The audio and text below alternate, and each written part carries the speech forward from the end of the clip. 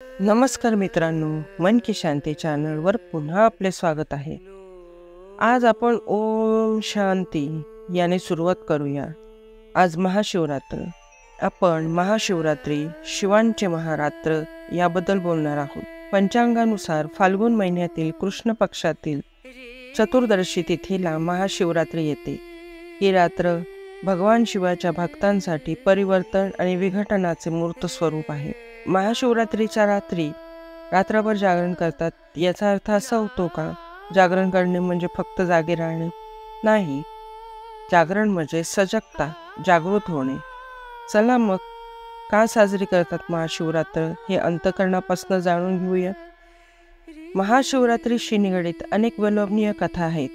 पहिली कथा, भगवान शिव आणि पार्वती यांचे लग्न झाले त्या दिवशी महाशिवरात्र साजरी केली जाते. माता पार्वती राजा हिमवन आणि माता मेनावती यांची कन्या आहे. लहानपणापासून माता पार्वती शिवभक्त होती. शिवभक्तीपोटी व्रत वैकल्य करत होती. माता पार्वतीने वडिलांना सांगितले की तिने शिवाला आपला पती मानला आहे. लग्न करीन तर शिवाचीच, नाही तर कोणाशी नाही. अनेक वर्षाच्या तपश्चर्येनंतर अखेर माता पार्वतीने शिवाचे मन जिंकले. त्यांचे लग्न झाले. भक्ती आणि शक्ती एकत्र येण्याचे प्रतीक म्हणजे ही महाशिवरात्र. दुसरी कथा, शिवाच्या कॉस्मिक नृत्य तांडवबद्दल बोलते. हा पॉवरफुल डान्स क्रिएशन्स आणि डिस्ट्रक्शन्स या सायकलमध्ये बोलतो. या नृत्यामुळे कळते की सगळं नश्वर आहे. जे निर्माण होणार ते नष्ट पण होणार. जन्म आणि मरण हा फेरा चालूच राहणार. सगळं अनंत आणि अद्भुत आहे. तिसरी कथा, भगवान ब्रह्मा आणि भगवान विष्णू यांचे भांडण झाले. ते दोघे भांडत असताना त्यांच्या बरोबर मधोमध एक शिवलिंग जमिनीतून बाहेर पडले आणि ते ढगांमधून वरच्या भागात गेले आणि त्याच्या खालच्या भागाचा शेवट पण दिसत नव्हता. ब्रह्मा आणि विष्णू म्हणाले, चला या शिवलिंगाचा शेवट शोधूया. म्हणून विष्णू वराह झाले आणि त्यांनी शिवलिंगा शेजारी खाली पृथ्वी खोदण्यास सुरुवात केली. तर ब्रह्मदेव हंसावरून वर जाऊ लागले. ते ढगांमधून गेले, आणखी उंच गेले, पण त्यांना शिवलिंगाचा शिखर सापडला नाही.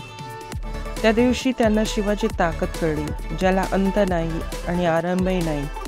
त्या अनंताची ताकद ज्या दिवशी कळली तो दिवस महाशिवरात्र म्हणून साजरा करतात. महाशिवरात्र ही भक्तिभावाने साजरी केली जाते. भक्त उपवास करतात, रात्रभर जागरण करतात आणि भगवान शिवाची प्रार्थना करतात. अभिषेक, पवित्र पाणी, दूध आणि इतर पवित्र अर्पण शिवलिंगावर केले जाते. पवित्र मंत्राचा जप, विशेषतः ओम नमः शिवाय चा जप करतात. त्यामुळे वातावरणात आणि अंतःकरणात मध्ये एक प्रकारची शांतीचा भास होतो. अनेक भक्त रात्रभर जागरण करून भजन आणि कीर्तन गातात. ओम नमः शिवायच्या नावाने वातावरण कसं दणाणून जाते.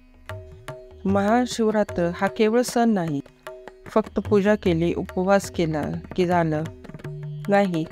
आध्यात्मिक शुद्धीकरण आणि आत्मचिंतन करणे म्हणजे महाशिवरात्र साजरे करणे.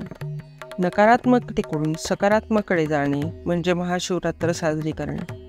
हा जन्म मरणाच्या फेऱ्यातून स्वतःची सुटका करून घेणे म्हणजे महाशिवरात्र साजरी करणे. महाशिवरात्र साजरी करताना शिव अनंत आहे याची जाणीव ठेवूयात. आपले आयुष्य सुरळीत आणि सुखद जावे म्हणून शिवाकडे प्रार्थना करूयात.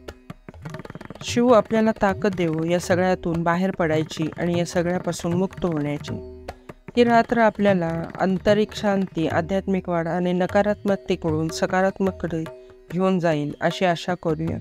मित्रांनो, तुम्हा सर्वांना महाशिवरात्रीच्या खूप खूप शुभेच्छा. तुम्ही महाशिवरात्र कशी साजरी करता हे आम्हाला कमेंट करून नक्की सांगा. हा व्हिडिओ तुम्हाला कसा वाटला हेही आम्हाला कमेंट करून नक्की सांगा.